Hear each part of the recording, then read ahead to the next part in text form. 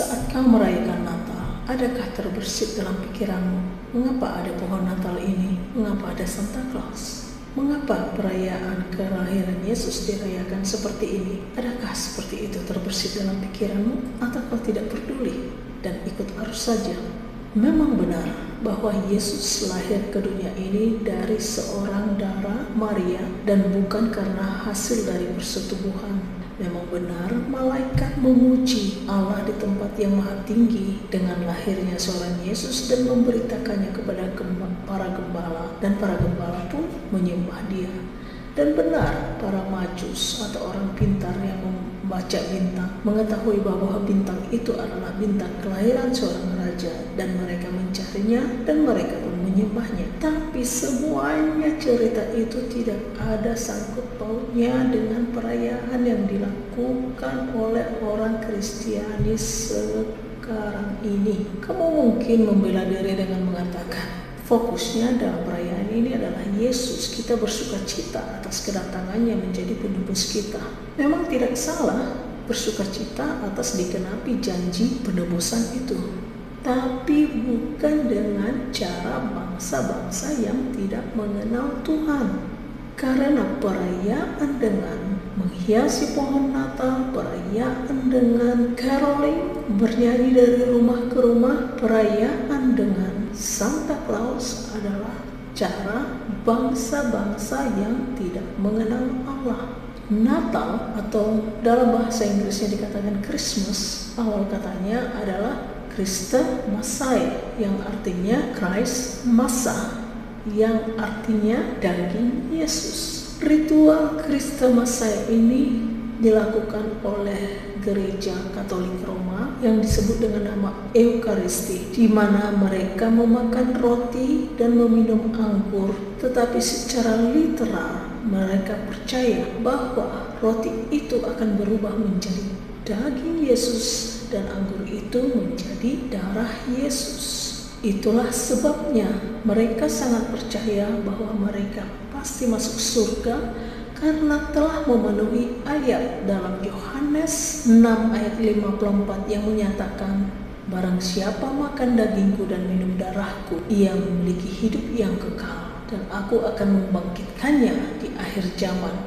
Padahal ayat ini sebenarnya adalah suatu idiom dalam Yahudi. Kita tahu bahwa minum darah atau memakan sesuatu yang mengandung darah adalah najis bagi orang Yahudi, dan beberapa daging adalah najis bagi orang Yahudi, apalagi daging manusia. Tetapi makan daging dan minum darah artinya ikut dalam kematiannya, dan karena dia bangkit berarti ikut dalam kebangkitannya. Lalu mengapa Gereja Katolik Roma mengadopsi ritual ini? Ya, kita tidak lupa bahwa keberhalaan adalah kepercayaan yang sangat mengakar dan sangat populer di masa itu.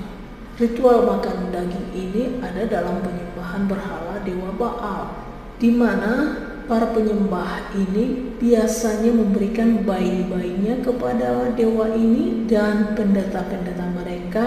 Pendeta-pendeta ini disebut kahan, dan pendeta Baal disebut kahan Baal. Dari situlah kata kanibal berasal. Banyak orang Kristen yang menolak ritual ini, dan oleh sebab itu mereka dianiaya oleh Gereja Katolik Roma ini. Jadi perayaan dengan memakan daging ini diadopsi Gereja Katolik Roma ke dalam ritual Christa Messiah. Jadi sebelum memakan roti dan meminum anggur itu, Sang Paus kemudian akan mengangkat roti itu dan mengatakan, Hocus Corpus Eum Filii, Hocus Pocus Presto Chango. Jadi dengan ucapan itu atau mantra itu, aku yang mengatakan mantra, mereka percaya bahwa roti dan anggur itu secara literal waktu mereka memakannya berubah menjadi daging dan darah. Mengenai hal ini semua dapat kita baca dalam Catechism of Roman Catholic.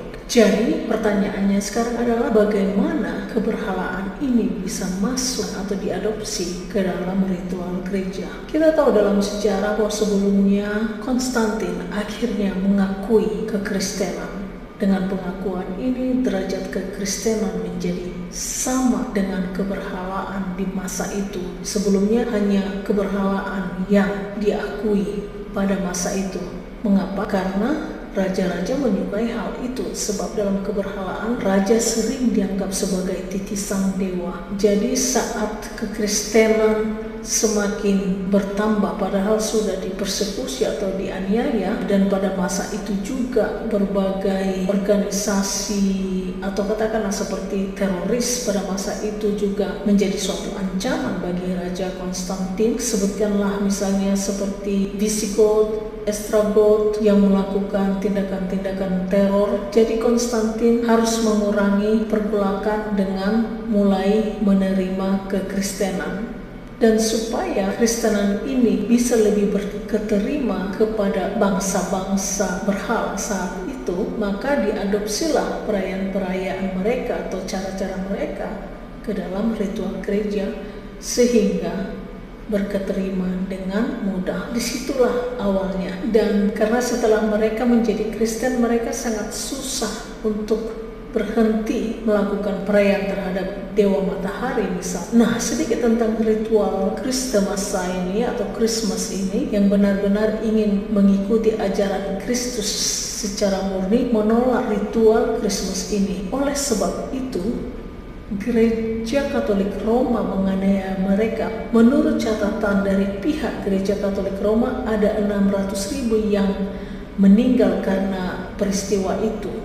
Tetapi menurut penelitian secara independen, lupa aku namanya, ada 6 juta yang mati karena penganiayaan itu, karena menolak Christmas itu atau Christmas. Mereka ini yang dianiaya dan selamat, kemudian migrasi ke Amerika, dan mereka ini menamakan diri menjadi golongan Puritan karena ingin melaksanakan ajaran Alkitab secara murni. Di antara suku ini ada yang bernama Hohenzollern, dan karena itu di Amerika perayaan Christmas pun menjadi perayaan larang. Baru di tahun 1900-an perayaan itu kemudian dinyatakan tidak terlarang oleh karena perjuangan kaum Unitarian. Kejam kan sejarahnya, sampai ada penganiayaan, mati 6 juta. Bilanglah 600.000 seperti catatan Gereja Katolik Roma. 600.000 itu terlalu banyak hanya karena mereka menolak ritual itu. Seperti yang disebutkan sebelumnya bahwa penyembahan berhala ini sangat kuat dan sangat populer, dan supaya kekristenan yang sudah diakui oleh Konstantin ini menjadi lebih berketerima kepada orang-orang saat itu, maka diadopsilah berbagai cara perayaan mereka. Dan begitulah saat kekristenan kemudian menyebar ke Eropa Utara, katakanlah Skandinavia, maka diadopsi jugalah perayaan pemujaan dewa matahari di Skandinavia kepada perayaan gereja ini yang namanya Christmas. Kalau di Swedia itu namanya Yule. Pada hari tergelap di musim dingin, ya mereka percaya bahwa dewa matahari sakit, itulah sebabnya gelap. Dan mereka tetap menyalakan api dan mengambil pohon cemara ke rumahnya dan menghiasinya dengan buah-buahan dan makanan. Juga orang-orang di sini tuh percaya bahwa Santa Claus itu, atau di sini namanya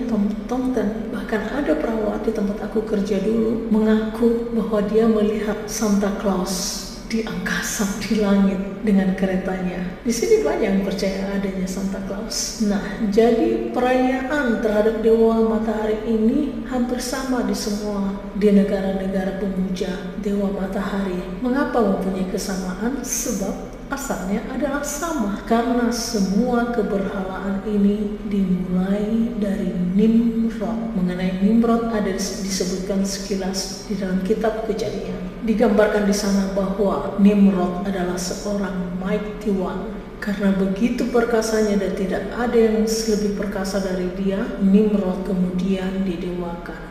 Dan puncak pendewaannya itu adalah sewaktu Nimrod mengatakan ingin membangun Menara Babel, di mana niat pembangunan Menara Babel ini adalah ingin menyamai yang maha tinggi, yaitu Tuhan, dengan menyatakan let us make us the name. Tuhan tidak membiarkan hal itu terjadi.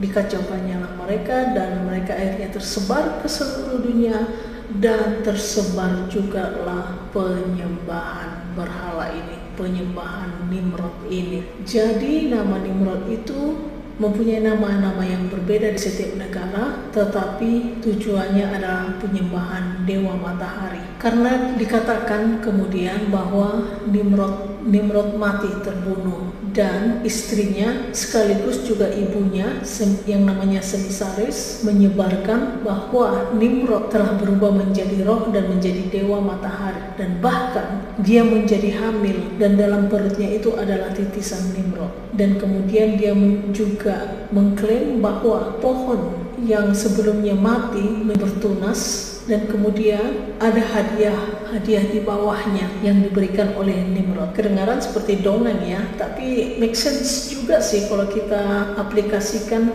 ke beberapa orang yang percaya bahwa ada Nyi Roro Kidul misalnya di Indonesia. Ya intinya percayalah penyembah berhala itu, bahwa begitulah kejadiannya. Dan kemudian titisan Nimrod yang ada di perutnya Semisaris ini lahir pada tanggal 25 Januari dan itu dinamai Tammuz. Inilah yang dirayakan oleh penyembah dewa matahari. Dan itu sebabnya kemudian ada pemujaan terhadap Semisaris ini yang kemudian dinamakan sebagai Queen of Heaven, dan lambangnya adalah pohon cemara itu dengan bintang di atasnya. Jadi itu bukan bintang Bethlehem ya, itu bisa-bisanya orang Kristen doang itu. Nah, penyembahan Nimrod ini dan pohon cemara ini ada dilakukan orang Israel. Jadi bangsa-bangsa di sekitar Israel melakukan penyembahan yang berhala yang sama. Misalnya Lebanon mereka menamakannya Baal. Ada juga bangsa-bangsa di sekitarnya, lupa apa namanya, apakah Amon atau Edom, punya nama Molok, tapi cara penyembahannya sama, memberikan bayi kepada dewa-dewa tersebut. Dan istrinya lambangnya adalah pohon aras atau pohon rimbun atau pohon hijau, green tree dalam bahasa Inggris. Dan semua raja-raja Israel melakukan penyembahan terhadap Baal, Molok atau dewi pohon ini. Beberapa raja Yehuda, tidak semua, juga melakukannya. Itu sebabnya Tuhan sangat murka terhadap bangsa Israel. Dalam hal ini waktu aku katakan bangsa Israel, ke-10 suku itu dan kerajaan Yehuda, sehingga menyerahkan mereka ke dalam pembuangan selama 2600 tahun. Dan penghukuman yang terakhir terhadap bangsa Israel karena keberhalaan ini adalah pada masa Hitler. Bahkan Yesus mengatakan dalam kitab Matius, apabila waktunya tidak dipersingkat, tentulah jumlah mereka hilang. Jadi begitu dahsyatnya kemarahan Tuhan terhadap penyembahan berhala itu. Lalu kalian sekarang mengatakan, kami tidak menyembah pohon itu, kami tidak mempercayai Santa Claus sebagai suatu keajaiban, cuma untuk senang-senang aja, parade gitu. Tapi aku mau katakan, keberhalaan, idolatry, eudoteria, artinya you serve what you see. Kau puaskan apa yang kau lihat. Tidakkah kau berpendapat betapa indahnya pohon Natal itu dengan kilauannya? Padahal kau sendiri yang menghiasinya. Tidakkah engkau menikmatinya? Bahkan kau dengan sangat bangga berfoto di depannya. Dan bahkan kau membaca liturgi ayat Alkitab di depannya. Dan kemudian kau keluar dan bersuka cita dengan seorang yang berpakaian seperti Santa Claus. Lalu kau bilang itu hanya untuk main-main. Sedangkan kau menyatakan kau sedang merayakan kelahiran Yesus Kristus. Padahal di kitab Ayub dikatakan, siapa yang dapat mendatangkan yang tahir dari yang najis? Seorang pun tidak.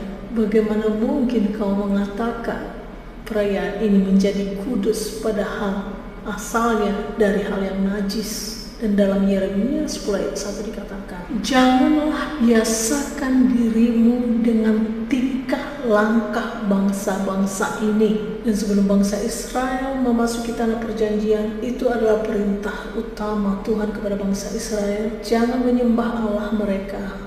Bukan hanya jangan menyembah Allah mereka, jangan pelajari cara mereka beribadah, jangan tiru cara mereka beribadah. Bahkan di dalam kitab Ulangan 7 dikatakan, janganlah membawa suatu kekejian masuk dalam rumahmu, tetapi kau haruslah benar-benar merasa jijik dan keji terhadap hal itu. Kalau aku sih sudah di tahap jijik dan keji. Jadi saat aku melihat pohon Natal dan teringat kepada bangsa-bangsa Israel yang menyembah hal itu, aku sudah di tahap itu. Bagaimana dengan Anda yang mengaku mengasihi Tuhan? Aku tidak mengharap orang yang mendengarkan ini menjadi berubah, karena Tuhan sudah mengatakan ada telinga tapi tidak mendengar, ada mata tapi tidak melihat. Begitulah kira-kira.